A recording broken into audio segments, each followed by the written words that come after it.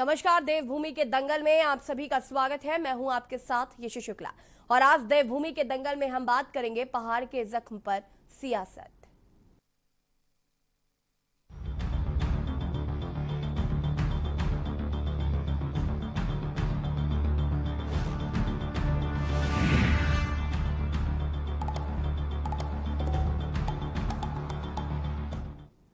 उत्तराखंड में आई दैवीय आपदा के बाद अब आपदा सहायता राशि पर राज्य में सियासत गरमा गई है। दरअसल कांग्रेस की ओर से राज्य सरकार को प्रभावितों के खाते में सहायता राशि देने के लिए 27 अक्टूबर तक का समय दिया गया था, जिसके बाद आज समय अवधि समाप्त होने के बाद कांग्रेस ने आज सांकेतिक उपवास रखा। कांग्रेस ने राज्य सरकार को चेतावनी दी है कि जल्द से जल्द प्रभावितों तक आर्थिक मदद पहुंचाई जाए।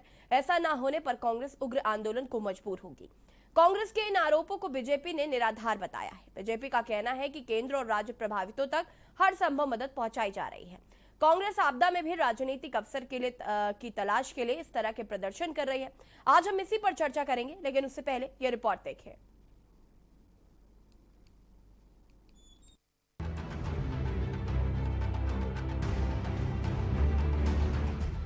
उत्तराखंड में 3 दिनों की भारी बारिश के बाद आई दैवीय आपदा पर सियासत थमने का नाम नहीं ले रही है। दरअसल कांग्रेस का आरोप है कि केंद्र और राज्य सरकार आपदा प्रभावितों की कोई मदद नहीं कर रही है, जिससे पीड़ितों को काफी दिक्कतों का सामना करना पड़ रहा है। जिसके विरोध में आज कांग्रेस ने आपदा प्रभावितों को आर्थिक मदद पहुंचाने की मांग को लेकर सांकेतिक उपवास रखा।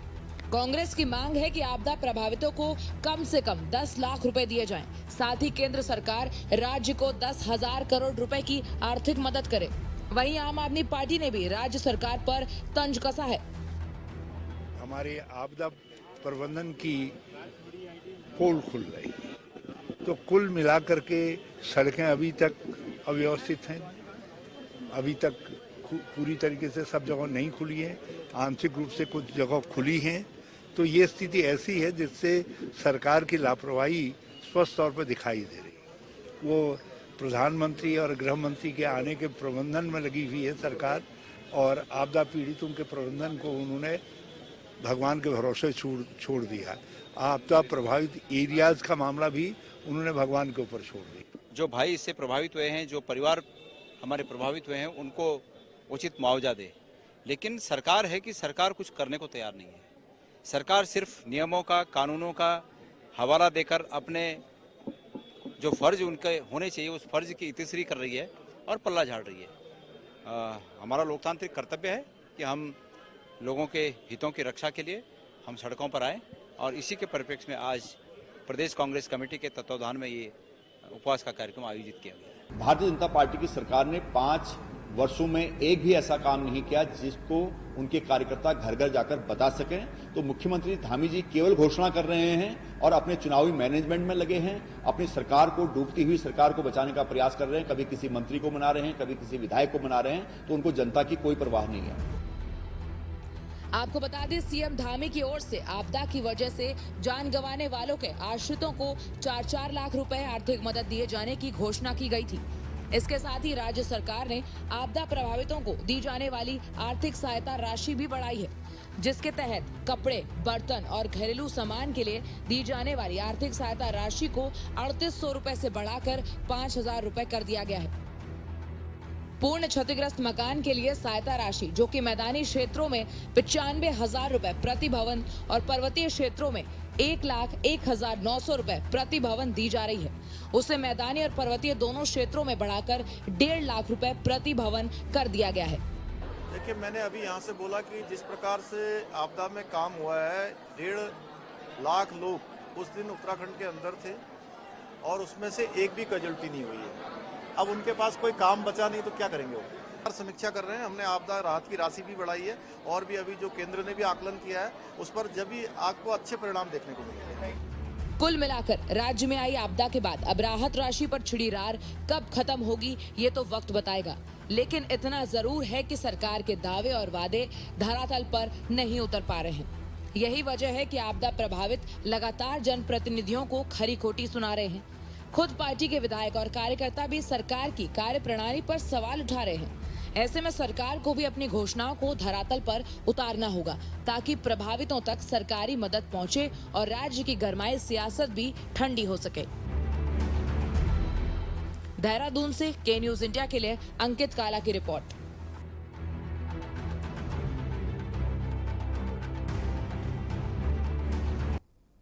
जी हाँ, तो आज देवभूमि के दंगल में हम बात कर रहे हैं पहाड़ की जख्म पर सियासत।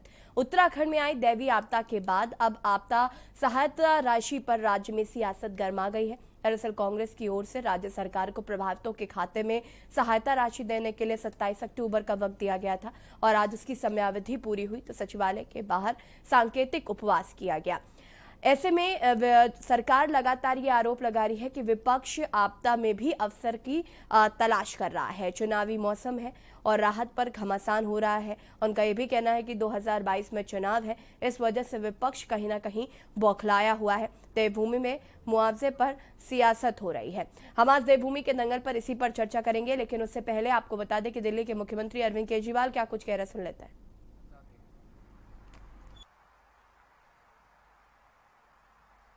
पूरे देश में कहीं से भी अगर खबर आती है कि किसान ने खुदकुशी कर ली तो बहुत तकलीफ होती है। सबको तकलीफ होती है, आम लोगों को तकलीफ होती है, जनता को तकलीफ होती है। कोई सुनता है, आप लोग भी जब सुनते हो, चाहे पंजाब हो, चाहे हरियाणा हो, चाहे महाराष्ट्र हो, चाहे मध्य प्रदेश हो, कहीं अगर कोई किसान, गरीब किसान आत्महत्या करता है तो बड़ी तकलीफ होती है। आज अगर आजादी के 70 साल के बाद भी हमारे देश में किसानों को खुदकुशी करनी पड़ रही है तो ये शर्म की बात है। लेकिन दुख की बात ज्यादा यह है कि तकलीफ मेरे को होती है, तकलीफ आपको होती है, इन नेताओं को तकलीफ नहीं होती, इन पार्टियों को तकलीफ नहीं होती। जितने मर्जी किसान मर जाएं, जितने मर्जी किसान खुदकुशी कर लें, एक साल से मुझे लगता है दुनिया का सबसे बड़ा धरना चल रहा है अभी सिंघू बॉर्डर और टिकरी बॉर्डर के ऊपर। दुनिया के इतिहास का सबसे बड़ा धरना चल रहा है। एक साल से 11 महीने से ऊपर हो गए, 11 महीने से ऊपर वहां पे बैठे हैं। 600 से ज्यादा किसान अपनी शहादत दे चुके हैं, लेकिन इन पार्टियों और इन नेताओं के इनको कोई फर्क नहीं पड़ता। आज इस मंच से मैं एक बड़ा बयान देके जा रहा हूं। हो सकता है आपको यह लगे केजरीवाल बड़ी बात कर रहा है, ऐसे नहीं हो सकता। लेकिन केजरीवाल जो कहता है वो करता है। मैं बड़ा सोच समझ के बोलता हूं।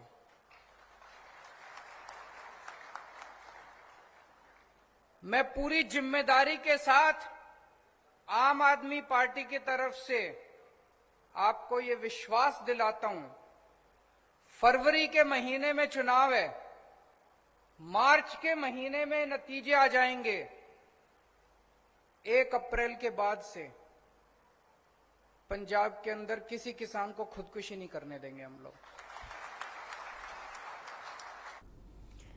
और यहाँ पर पंजाब के मनसा से दिल्ली के सीएम अरविंद केजरीवाल को सुन रहे थे आप, जिन्होंने कहा है कि फरवरी में चुनाव हो जाएंगे, मार्च तक नतीजे आ जाएंगे और 1 अप्रैल के बाद से हम किसी भी किसान को खुदकुशी करने नहीं देंगे। ये एक बड़ा ऐलान केजरीवाल ने किया है। और अब देवभूमि के दंगल में हम आज बात कर रहे हैं पहाड़ के जख्म पर जो सियासत हो रही है।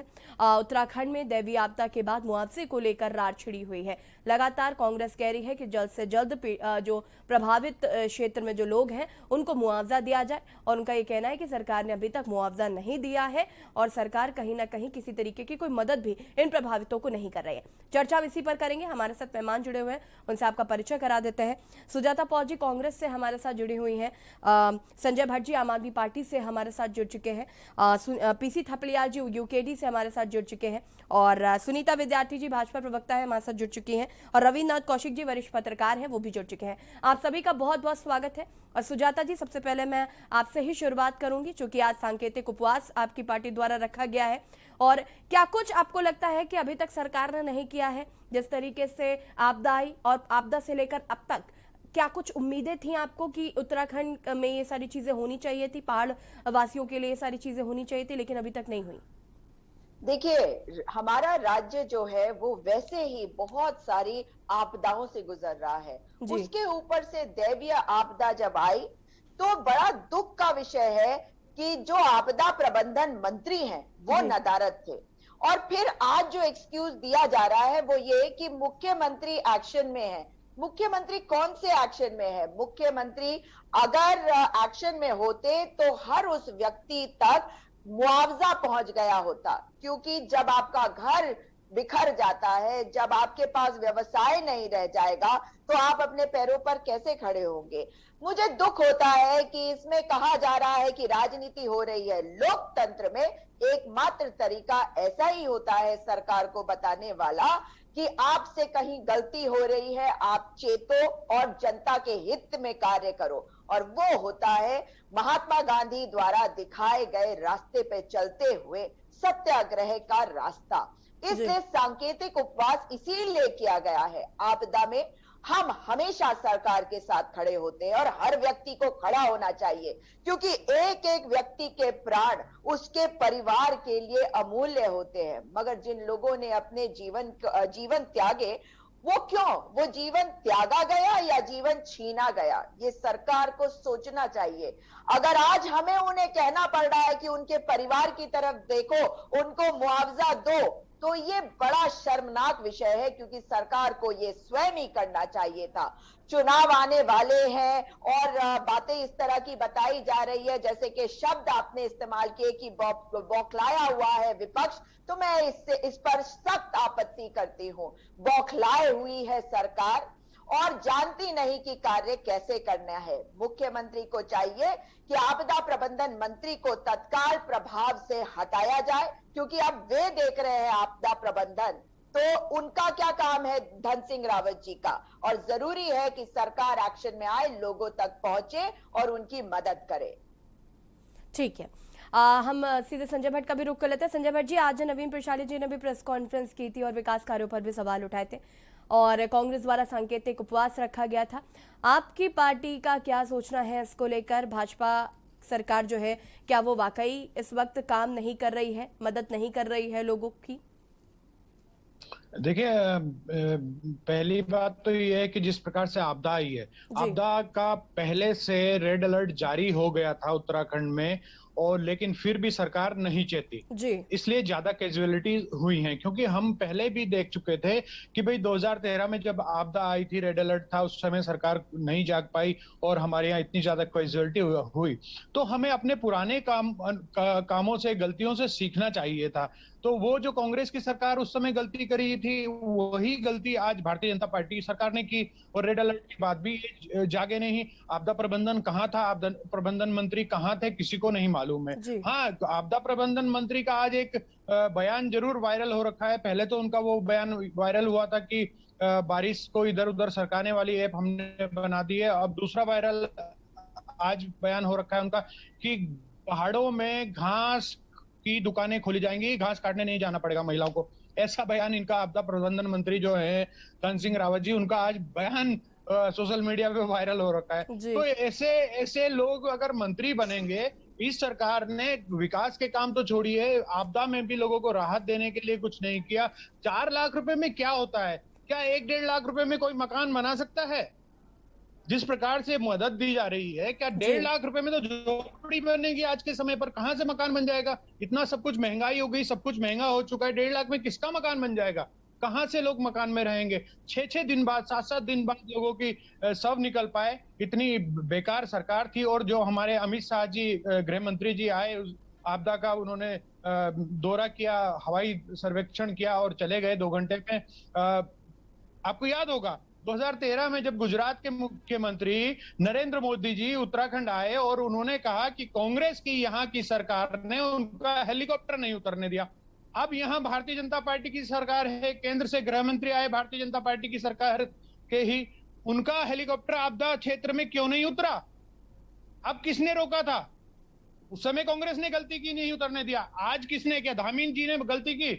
धामी जी ने उनका हेलीकॉप्टर नहीं उतरने दिया था आपदा क्षेत्र में। क्यों नहीं वो वहां गए? इसलिए नहीं गए क्योंकि ये निकम्मे और नाकारे हैं। आपने देखा होगा इनके खुद के विधायक ने आपदा प्रबंधन मंत्री को कैसे ठीक हड़काया। है संजय जी, तो कहीं ना कहीं आपके हिसाब से भी अजय भट्ट सरकार जी को कोई काम नहीं कर रही है। संजय जी, चर्चा को आगे हम बढ़ाएंगे, आपसे आपकी और भी प्रतिक्रिया हम लेंगे। फिलहाल यहाँ पर वक्त हो गया एक छोटे से ब्रेक का, जल्द हाजिर होते हैं।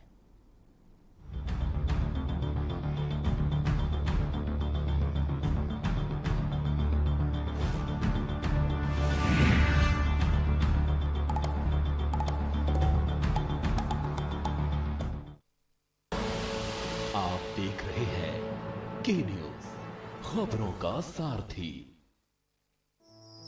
दिवाली आ रही है, आप सबको दिवाली की ढेर सारी शुभकामनाएं।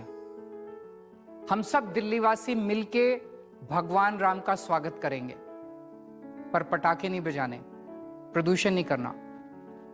हम सब 2 करोड़ दिल्लीवासी मिलके एक साथ दिवाली पूजन करेंगे। मैं अपने कैबिनेट मंत्रियों के साथ दिवाली वाले दिन शाम 7 बजे पूजन करूंगा। इसका सीधा प्रसारण होगा। आप सब भी मेरे साथ अपने अपने घरों में पूजा करना। तो आइए साथ मिलकर दिवाली मनाएं, भगवान राम का आशीर्वाद लें। हमारी दिल्ली पे हमेशा राम जी की कृपा बनी रहे। जय Shri Ram.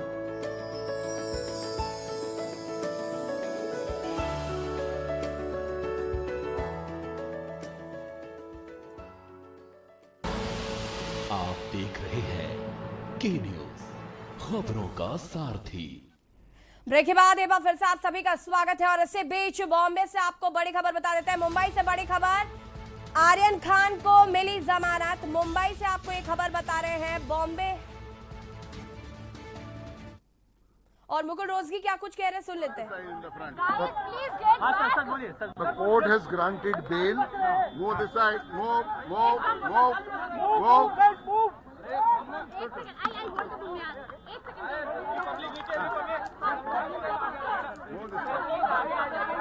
Don't do that. I'm going to go away. If you will please. Behave yourself. Sit down. All of you sit down. Sit down. Sit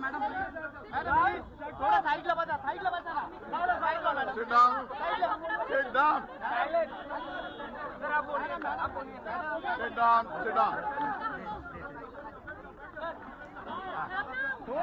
Sit down. Sit down, I said.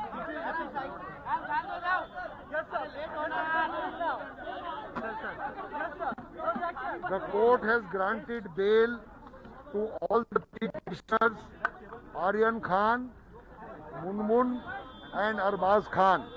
The court has heard the case for more than 2 or 3 days and the court has granted bail just now. The detailed order will be given tomorrow and hopefully all the 3 petitioners will come out of jail either tomorrow or on Saturday. आज high court ने दोनों side की दलीलें सुन के 3 accused को bell grant करा है। Aryan Khan number 1, Arbaaz Merchant number 2 and एक लड़की है उसका नाम है मुनमुन धमेचा। उन तीनों को आज हाई कोर्ट ने बेल दिया है। पक्का डिटेल्ड ऑर्डर कल मिलेगा और मुझे उम्मीद है कि ये तीनों अक्यूज जो हैं ये कल या शनिचर तक बाहर आ जाए। Thank you very much and no more comments. और यहाँ पर मुकुल रोहतगी को आपने सुना, जिन्होंने बताया कि आर्यन समेत तीनों आरोपियों को जमानत मिल गई है। अरबाज मर्चेंट और मुनमुन धमेचा और आर्यन खान, इन तीनों को जमानत दे दी गई है। डिटेल्स में ऑर्डर कल आएंगे और कल या फिर शनिवार तक आर्यन खान और बाकी दोनों लोग जेल से बाहर आएंगे। ड्रग्स केस में आर्यन को जमानत मिल गई है। बॉम्बे हाई कोर्ट ने जमानत दे दी है। अरबाज मर्चेंट, मुनमुन धमेचा को भी जमानत मिली है। और अब बात करेंगे देवभूमि के दंगल की। उत्तराखंड में आई दैवीय आपदा के बाद जिस तरीके से सहायता राशि पर अब रार छिड़ गई है, जिस तरीके से कांग्रेस लगातार सरकार से मांग कर रही है कि मुआवजा राशि जल्द से जल्द दी जाए और उसे बढ़ाकर दी जाए, और हम लगातार इसी पर चर्चा कर रहे हैं। और जिस तरीके से कहीं ना कहीं विपक्ष की प्रतिक्रिया तो दिख रही है, लेकिन वहीं सरकार की भी प्रतिक्रिया सामने आ रही है। सरकार ये कह रही है कि विपक्ष कहीं ना कहीं एक खराब इमेज सरकार की बनाना चाहता है और आपदा में अवसर तलाश कर रहा है। इसी पर हम चर्चा कर रहे हैं। हमारे साथ तमाम मेहमान भी जुड़े हुए हैं, उनसे हम आपका परिचय करा चुके हैं और सीधे पीसी थपलियाल जी का हम रुख कर लेते हैं। पीसी थपलियाल जी, आप सहमत है कांग्रेस और आम आदमी पार्टी से? देखिए, इस समय जो आपदा आई है जी ये उस लेवल की नहीं है जो केदारनाथ की आपदा थी। जी वो केदारनाथ की आपदा तो बहुत ही भयानक और पूरे देश को आहत किया था। ये जो है एक ऐसी नॉर्मल आपदा रही है कि जो अतिवृष्टि के कारण जगह जगह आई है, एक वन प्लेस पे कॉन्सेंट्रेट नहीं हुआ। हाँ, थोड़ा जो नैनीताल में जो झील का बहाव था, कहना चाहता हूँ जी इस मामले में कि कांग्रेस ने आज जो ये आंदोलन किया और भारतीय जनता पार्टी को कटघरे में खड़ा कर दिया, ये बहुत ही सही है। भले इसमें राजनीति छुपी हुई है, लेकिन क्यों ना ये लोग हमेशा गाल बजाई करते हुए हमेशा झूठे वादे उत्तराखंड की जनता से करते आए हैं और आज इस तरह से घेरा इनके जो हमारा ये अनुभवी नेता है कांग्रेस के हरीश रावत जी, इनकी जो प्लानिंग रही है वो पूरी घेराबंदी कर दी है। और इसमें जो किसी भी तरह से जो धामी है, जो बहुत ही एक्टिव मुख्यमंत्री है, वो इसको फेस करते हुए निकलने का प्रयास कर रहे हैं। धन सिंह तो इस पूरे जंग में कहीं है ही नहीं, क्योंकि ये जो आपदा प्रबंधन का जो जिम्मेदारी है ये मुख्यमंत्री, गृह मंत्री और प्रधानमंत्री तक जा चुकी है। वहां प्रधानमंत्री भी कमिट कर दिए हैं कि साहब हमारी पैनी नजर है, गृह मंत्री की भी पैनी नजर है, तो और मुख्यमंत्री की तो थी पैनी नजर। तो रियली जब इतनी पैनी नजर इस आपदा में थी, तो आज हरीश रावत जी ठीक ही बोल रहे हैं, भाई इनके अकाउंट में पैसा डालो,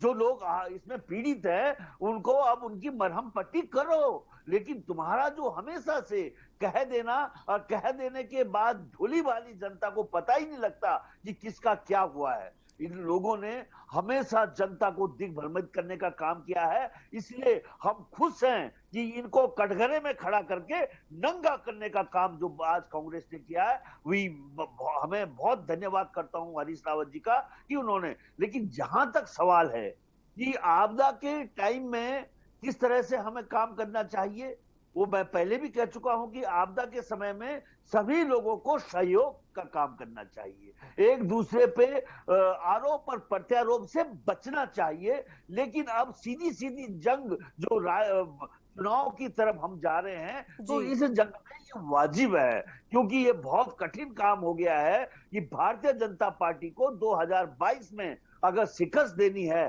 तो इसी तरह की रणनीति बना के इनके वो जो गाल बजाई राजनीति है, जो खोखले नारे ये जनता को देते आए हैं, बहुत दे। इन्होंने सैन्य दाम में दिया, इन्होंने पहाड़ का पानी और पहाड़ का जवानी में दिया, आज ये पूरे केदारनाथ का सहारा ले रहे हैं धार्मिक कोड बनाने के लिए। 5 तारीख को प्रधानमंत्री जी वहां आ रहे हैं केदारनाथ में, किस लिए आ रहे हैं 5 तारीख को केदारनाथ में? देखिए आप, इनको ये परवाह नहीं है कि इस राज्य की राजधानी कहाँ हो, इनको वो चीज परवाह, इनके मंदिर मस्जिद और इनके जो देवस्थल हैं और हिंदू बनने की जो कायवाद इन्होंने छेड़ी हुई। थपलियाल जी सुनीता जी की भी राय लेते हैं। सुनीता जी, हम बीजेपी प्रवक्ता हमारे साथ जुड़े हुए हैं लगातार। सुनीता जी, आपने यहाँ पर सुजाता पवार जी को भी सुन लिया, थपलियाल जी को भी सुन लिया, संजय भट्ट जी को आप सुन रही हैं। लगातार आरोप लग रहे हैं कि सिर्फ और सिर्फ बातें की जा रही हैं, धरातल पर कुछ भी नहीं हो रहा है। हरीश रावत जी ने इससे पहले भी बयान दिया था कि प्रभावित क्षेत्रों का उन्होंने खुद निरीक्षण किया था, जो मदद मिलनी चाहिए थी वो मदद जो है वो जनता तक नहीं पहुंच पा रही है, जो प्रभावित लोग हैं वो परेशान हो रहे हैं, मुआवजा राशि बढ़ाई जाए, मुआवजा राशि भी नहीं बढ़ाई जा रही। और कहा जा रहा था मुआवजा हम दे रहे, तो अभी तक मुआवजा क्यों नहीं दिया जा रहा है? आप सीधे अकाउंट में पैसे डालिए, विपक्ष का मुंह बंद करिए। देखिए, मुझे लगता है कि अब जिस प्रकार से विपक्ष भूमिका में आ रहा है, चाहे वो चुनावी दृष्टि से ही मैदान में दिख रहे हैं, लेकिन अब वो एक विपक्ष की भूमिका यहाँ पे निभाते हुए दिख रहे हैं, इसके लिए उनको बधाई है। और रही बात जिस प्रकार से विपक्ष ने कहा कि मुआवजा दिया जाए, बिल्कुल सही बात उन्होंने कही, मुआवजा मिलना चाहिए। और जहां पे जो 1.5 लाख की बात हुई थी उसको भी माननीय मुख्यमंत्री श्री पुष्कर सिंह धामी जी ने बढ़ाने की वित्तीय संस्तुति मंजूर कर दी।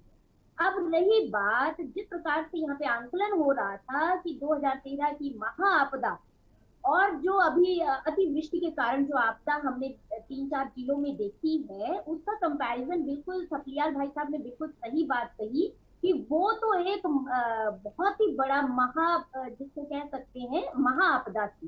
तो यहाँ पे क्योंकि देखिए जान तो सबकी प्यारी होती है और इंसान को बचाना सबसे पहला धर्म होता है। छोटी आपदा हो बड़ी हो, सबसे प्रायोरिटी में ये रहना चाहिए प्रत्येक दलों का कि हम लोगों को कैसे सुरक्षित व्यवस्था वहाँ पे दे। सुनीता जी, मैं आपको यहाँ पर रोकना चाहूंगी क्योंकि ब्रेक का वक्त हो रहा है और सीधे ब्रेक के बाद आपका ही रुख करूंगी मैं। फिलहाल वक्त हो गया एक छोटे से ब्रेक का, जल्द हाजिर होता है।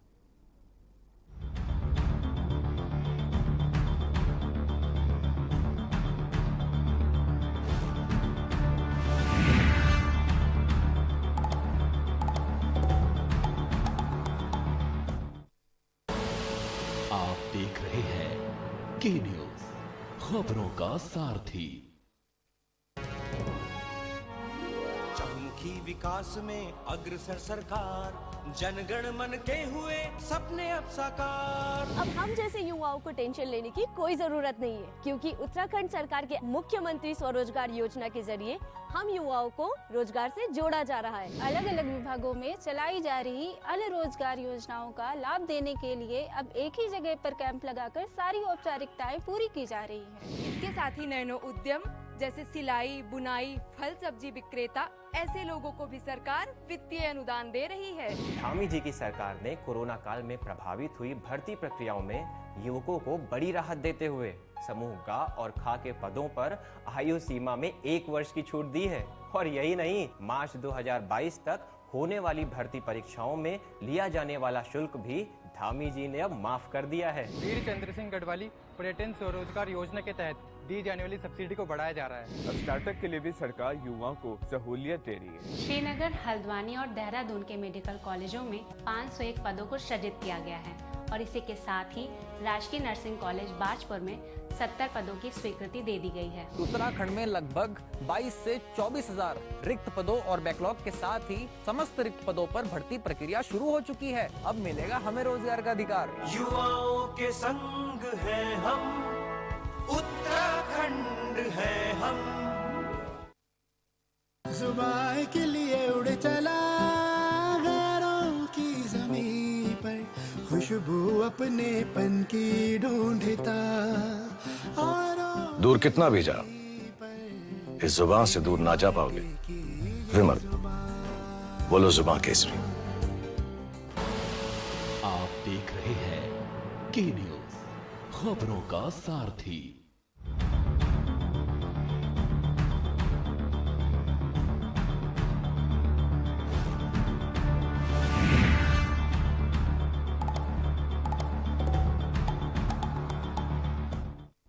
ब्रेक के बाद एक बार फिर से आप सभी का स्वागत है और देवभूमि के दंगल में आज हम बात कर रहे हैं पहाड़ के जख्मों पर सियासत। आपदा सहायता राशि पर राज्य में सियासत गर्मा गई है। कांग्रेस की ओर से राज्य सरकार को प्रभावितों के खातों में सहायता राशि देने के लिए 27 अक्टूबर तक का समय दिया गया था, जिसके बाद आज वो समयावधि समाप्त होने के बाद कांग्रेस ने आज सांकेतिक उपवास रखा।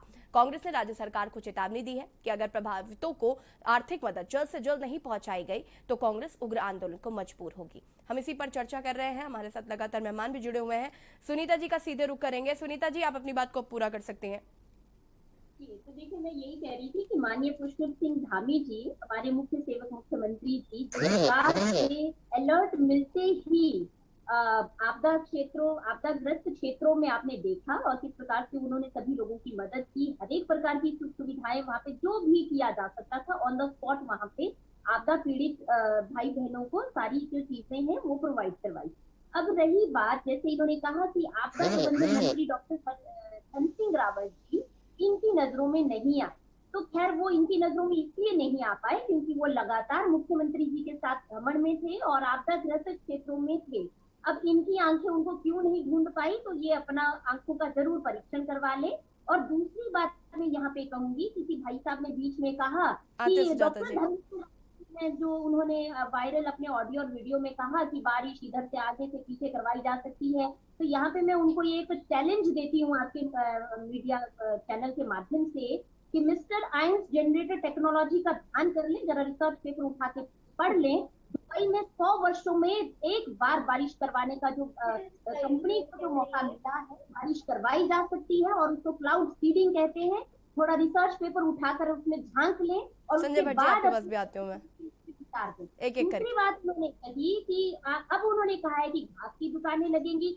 बिल्कुल सही कहा उन्होंने, घास की दुकानें लगेंगी, क्योंकि जिस प्रकार से हमारी माताएं बहनें रोज जंगलों में जाके जानवरों का शिकार बनती थी, कभी उनकी जो भी पहाड़ों में जाके भूख हुआ करती थी, कोई उनकी सुध लेने वाला नहीं था। तो भारतीय जनता पार्टी ने घसियारी योजना का प्रावधान करके उन बहनों के लिए हम ऐसे स्टोर उपलब्ध करवाएंगे जहाँ पे एक टीम जो है। सुनीता जी, लेकिन अभी तक आपने ये नहीं बताया कि मुआवजा कब मिलेगा। बिल्कुल, मैं यही कह रही हूँ, मुआवजे के लिए मैंने पहली लाइन आपसे कही थी कि माननीय मुख्यमंत्री जी ने मुआवजे को बढ़ाने की वित्तीय संस्कृति दे दी है। और आप अभी देखिए क्या होता है कि अभी लोगों के जो हमें ऑन द स्पॉट नजर आई थी वो ये थी कि कुछ लोगों के घर गिरे, कुछ लोगों के खेत चले गए, कुछ लोगों के पशु भेड़ बकरियां पालन का जो भी उनका साधन था वो उन्होंने उस आपदा में खोया। ठीक है सुनीता जी, सुनीता जी मैं आपके पास वापस आऊंगी, रुक जाइए। रवीन जी हमारे साथ लगातार जुड़े हुए हैं, वरिष्ठ पत्रकार हैं हमारे। रवीन जी, मैं आपसे जानना चाहूंगी, आपने यहाँ पे सुजाता जी आम आदमी पार्टी, कांग्रेस और यूकेडी को भी सुना और यहाँ पर आपने बीजेपी को भी सुन लिया है। आपके हिसाब से आपको क्या लगता है कि मुआवजे में क्यों इतनी देरी हो रही है, पहली बात तो, और जिस तरीके से जो मांग कांग्रेस कर रही है या जो भाजपा जो मुआवजा देने की बात कर रही है उसको आप कितना जायज ठहरा रहे हैं?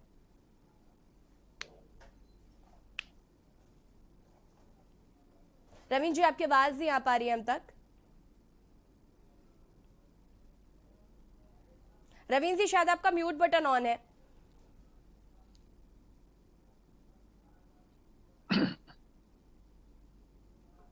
जी जी, अपनी बात को पूरा कर सकते हैं आप।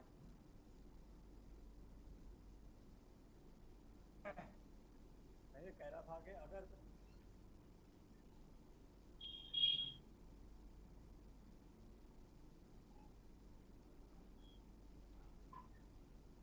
रवीन जी, आपको आवाज आ रही है हमारी?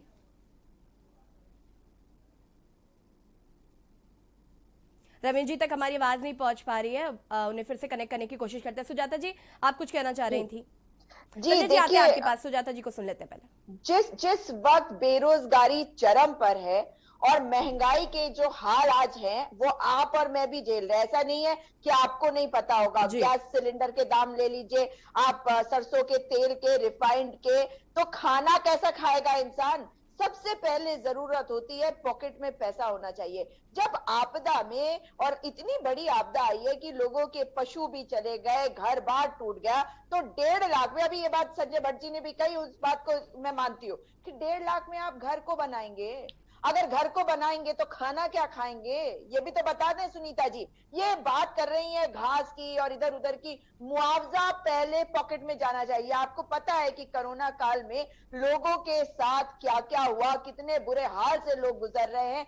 परिवार के कुछ जने जो है वो पलायन करके अगर लौट के आए होंगे तो सोचिए कि घर में एक मुंह भी एक्स्ट्रा होगा तो वैसे ही परिवार कितनी मुश्किलों को झेल रहा होगा। अगर पशु चले गए, अगर खेत में कोई प्रॉब्लम हो गई, तो आप मुझे बताइए कि वो खाना कहां से खाएंगे, अपना जीवन बसर कैसे करेंगे?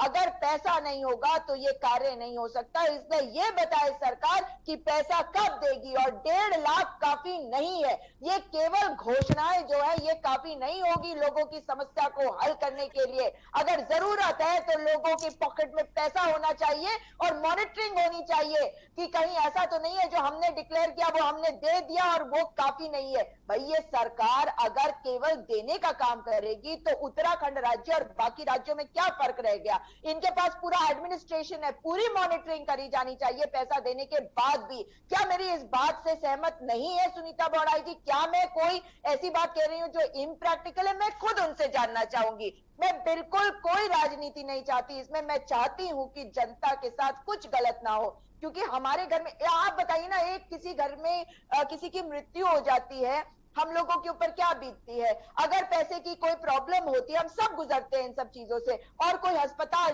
जाना है या बच्चे को किसी जगह पे पढ़ने के लिए भेजना है, पैसे की दिक्कत हो, हम मुंह खोल के किसी से मांग भी नहीं सकते। इसलिए सरकार को जरूरत है कि इस दिशा में सही तरीके का कार्य करा जाए। और जहां तक बात है धन सिंह रावत की, तो सुनीता गौड़ाई जी कितना भी उनको प्रोटेक्ट करने की कोशिश करें, ये बात साफ है, इनके अपने नेता जो है। ठीक है सुनीता जी, अपनी बात पूरी कर सकती हैं अब आप। देखिए, मैं सुजाता बहन जी ने जिस प्रकार से अभी प्रदेश की जनता के लिए और खासकर आपदाग्रस्त इलाके में जो भाई बहन है उनके लिए जो पीड़ा दिखाई, मैं उनका सम्मान करती हूँ। और निश्चित रूप से उनको जेब में पैसा होगा तभी वो अपने आगे पीछे सब चीजों के बारे में सोच पाएंगे, ये बिल्कुल सही बात है। और हमारी राज्य सरकार इसके लिए लगातार जो है संवेदनशील भी है।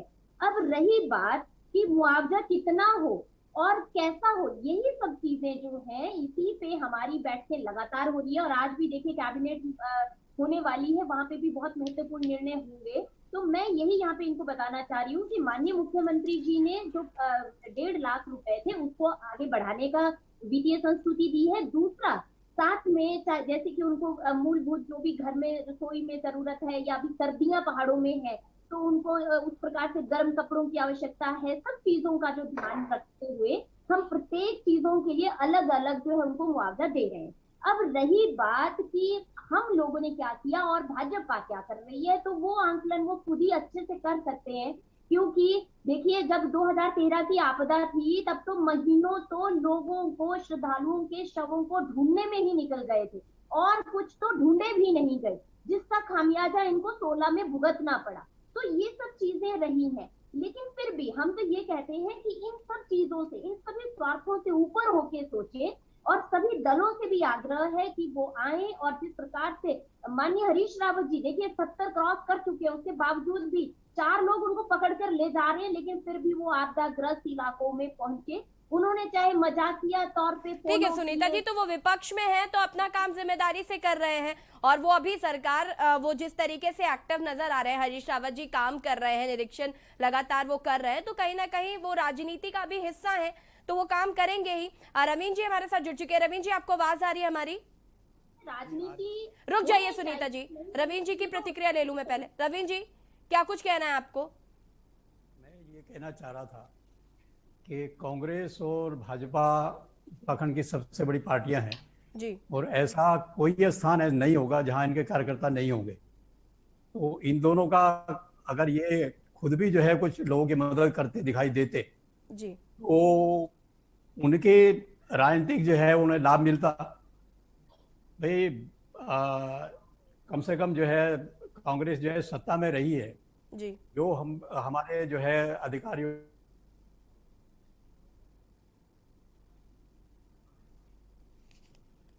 रविंद्र जी को कनेक्ट करने की कोशिश करते हैं यहाँ पर। और फिलहाल आपदा में कौन बना रहा है अवसर, ये अपने आप में बड़ा सवाल है, क्योंकि विपक्ष कहीं ना कहीं लगातार हमलावर हो रहा है सरकार पर और देवभूमि में मुआवजे पर अब सियासत गरमाती हुई नजर आ रही है।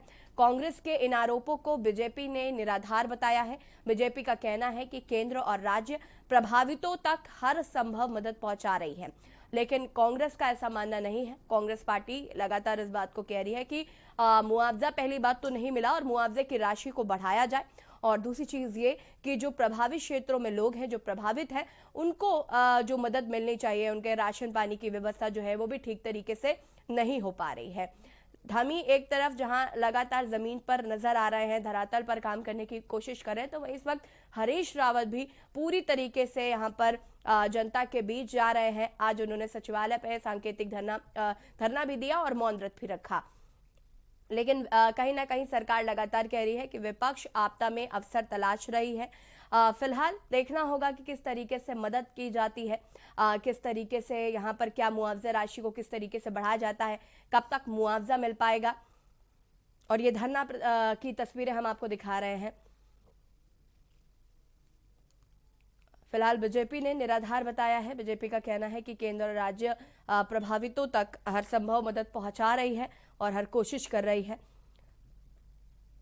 हालांकि कांग्रेस ने चेतावनी दी है कि अगर जल्द से जल्द नहीं मुआवजा दिया जाता है तो एक उग्र आंदोलन किया जाएगा। तो विपक्ष जो अहम भूमिका है वो इस वक्त कांग्रेस निभा रही है। आम आदमी पार्टी की तरफ से भी लगातार सरकार को घेरने का काम किया जा रहा है।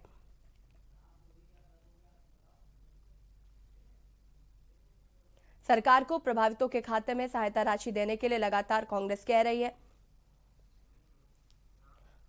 और यहां पर वक्त हो गया एक छोटे से ब्रेक का, जल्द हाजिर होता है।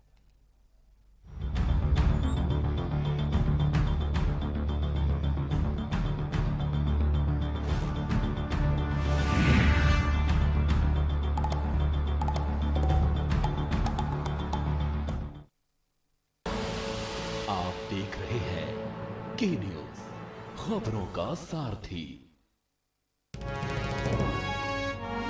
चहुमुखी विकास में अग्रसर सरकार, जनगण मन के हुए सपने अब साकार।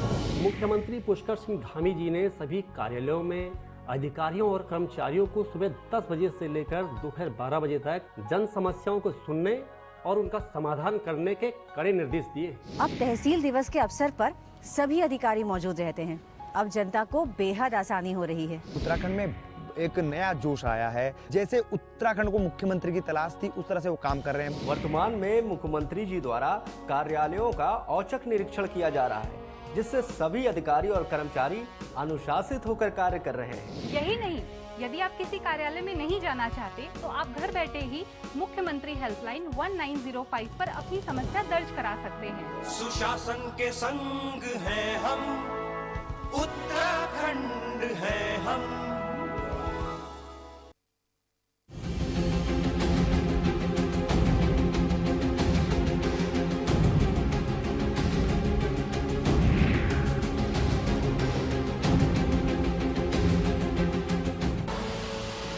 देख रहे हैं के न्यूज, खबरों का सारथी।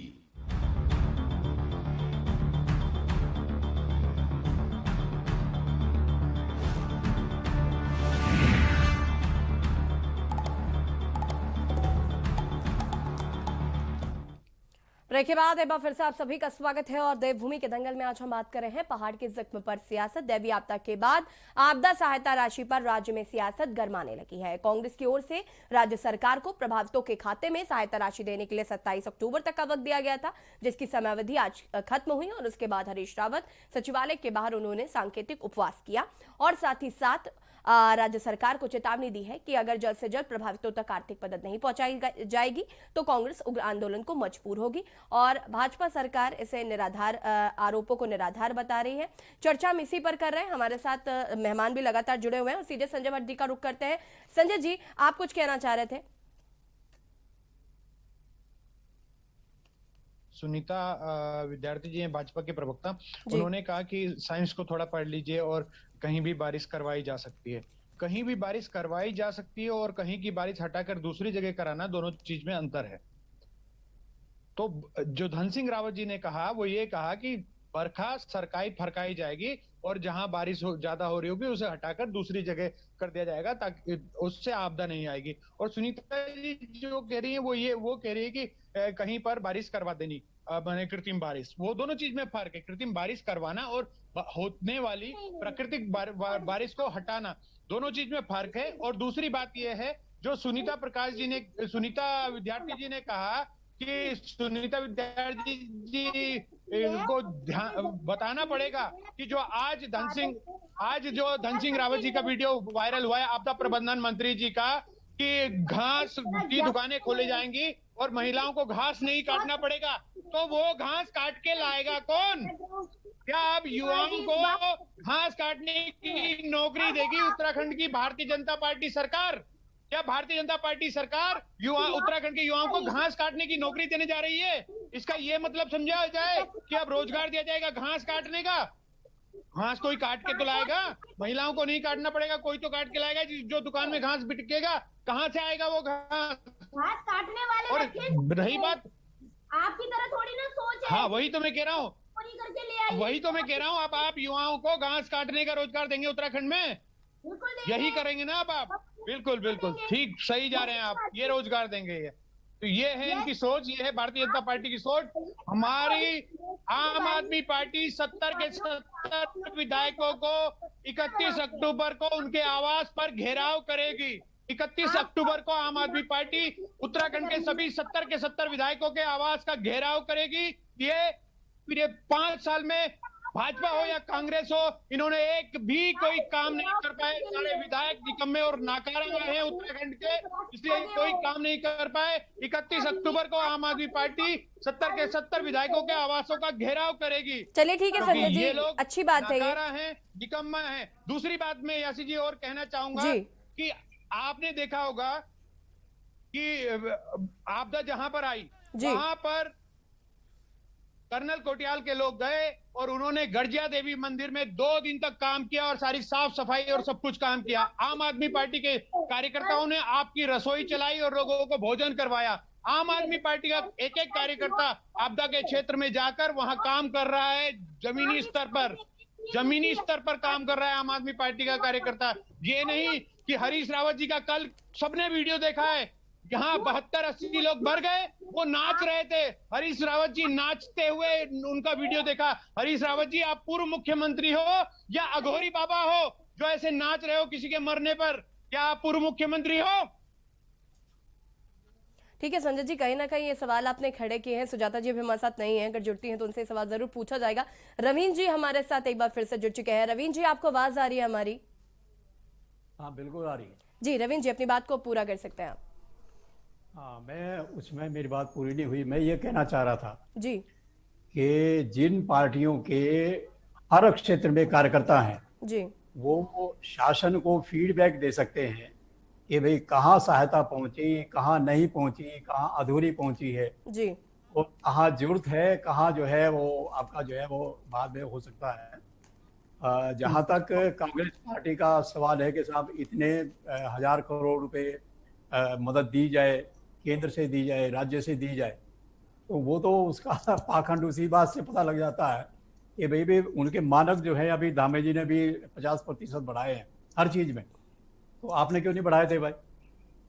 मैं बात मानने को तैयार हूँ कि आपदा प्रभावितों की 100% क्षतिपूर्ति शासन नहीं कर सकता जी, साधन ही उसके पास इतने होते हैं वो। लेकिन ये है कि अगर समय पे थोड़ी बहुत भी सहायता मिल जाए आते हैं संजय जी आपके पास, तो आदमी को जो है वो सांस लेने का मौका मिल जाता है जी। बाकी तो जो है वो समय की बात है। मकान बनेगा तो वो प्रधानमंत्री आवास में बनवा लीजिए या कोई और राज्य सरकार की तरफ से कोई और मदद दे दीजिए। तो बाकी जो मानक है वो तो सबके लिए कॉमन होता है जी। नुकसान किसी का कम होगा, किसी का ज्यादा होगा, तो जो है वो 100% जो है वो आपका किसी की मदद नहीं हो पाती जी। लेकिन मुझे आश्चर्य इस बात का होता है कि हरीश रावत जी मुख्यमंत्री रहे हैं जी, कि भाई जो आपदा बचाव में और राहत में जो तंत्र लगा हुआ है जी, और कई जगह तो उन लोगों ने अपनी जान दांव पे लगा कर उनका थोड़ा प्रोत्साहन कर देते, उनका उत्साहवर्धन कर देते। भाई उनका उत्साहवर्धन कोई सरकार का उत्साहवर्धन थोड़ी ही है जी, वो तो आपके ही कर्मचारी हैं जी। बिल्कुल रवीन जी। संजय जी, आप अपनी बात को पूरा कर सकते हैं।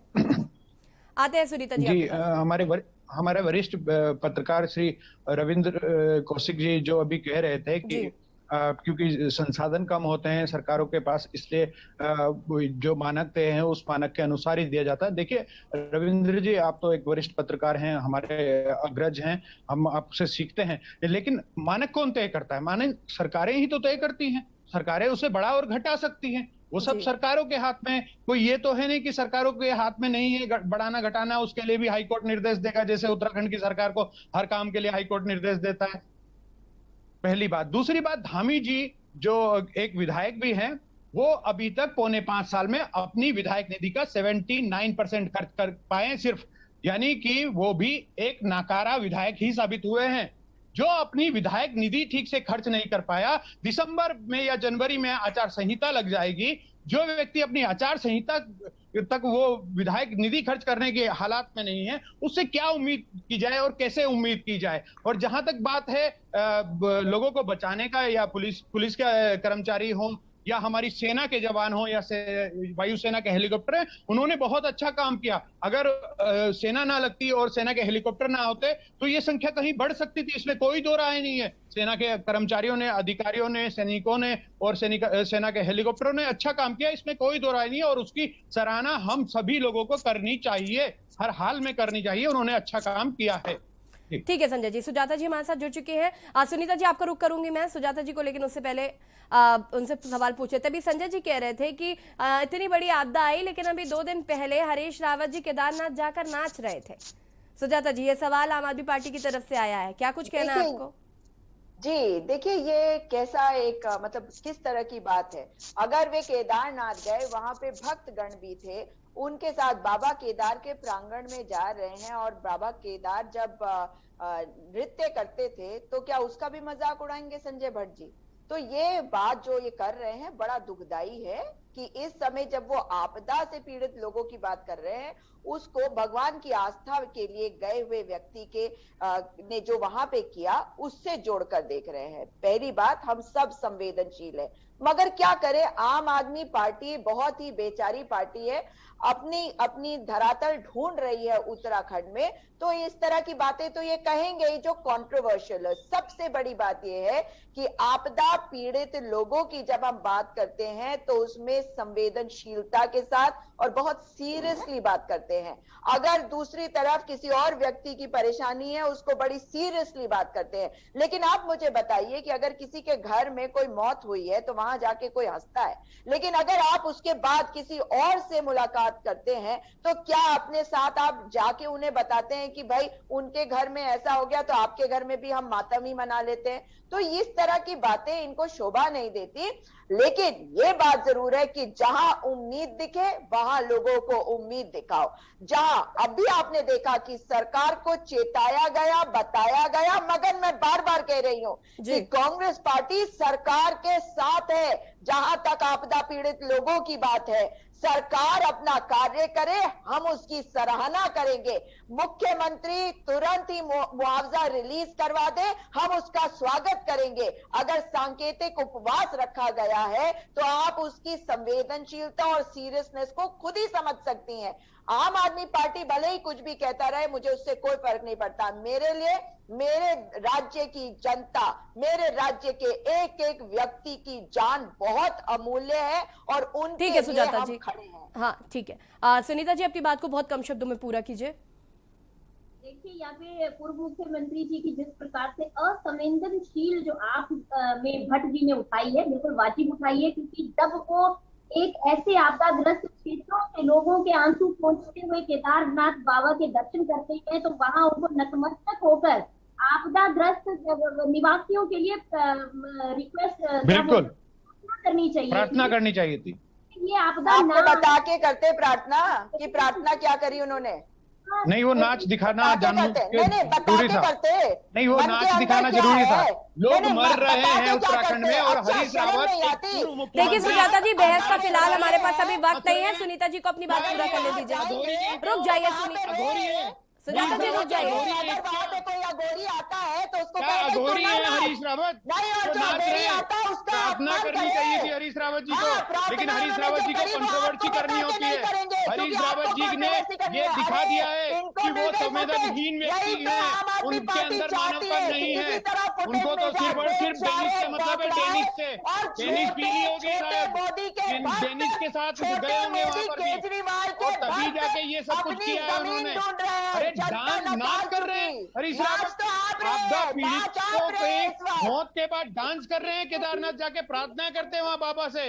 क्या कर रहे हैं? फोनो चल रहा है हरकजीत सिंह रावत जी के साथ में, एक दूसरे को नीचा दिखाने वाली राजनीति कर रहे हो लोगों की लाशों के ऊपर। समझ में अब ये राजनीति सुनीता बोराई जी आपने करा, बेशर्मी की पराकाष्ठा है भारतीय जनता पार्टी। शर्म नहीं आती भारतीय जनता पार्टी को, जो कार्य करने के लिए चुना गया है वो नहीं कर रही। चारों तरफ त्राहिमाम कर रही है जनता, मगर कार्य करना आता नहीं। यही बात बहुत आराम से भी कह सकती है।